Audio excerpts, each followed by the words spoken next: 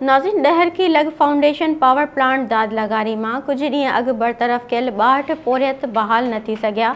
नई ईद जे मौक़े ते सनती इंतज़ामिया मज़दूरनि खे पघारूं ॾिनियूं। उन मौक़े ते मज़दूर ऐं अॻवाननि एहतजाज कयो। रईस फ़तह लखण, दीन मोहम्मद, अब्दुल फ़ताह, मलिक सैयद, रहमतुल्लाह शाह, उमर शर, नवाब अली समेजो ऐं ॿियनि चयो त फाउंडेशन पावर प्लांट इंतज़ामिया बग़ैर कंहिं सबब जे मक़ामी 62 मज़दूरनि खे बरतरफ़ करे ज़ुल्म कयो आहे।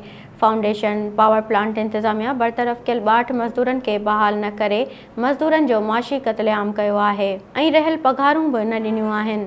लेबर डिपार्टमेंट सिंध हुकूमत ऐं डीसी घोटकी खे घुर्जे त हिन महांगाई जे ॾुखे दौर में मज़दूरनि खे बहाल करे ऐं रहियल पघारूं ॾिनियूं वञनि।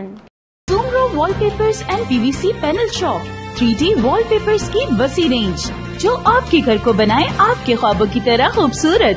बेहतरीन क्वालिटी के वॉलपेपर्स और सीलिंग्स बेहतरीन कलर्स और डिजाइन्स में दस्तयाब हैं।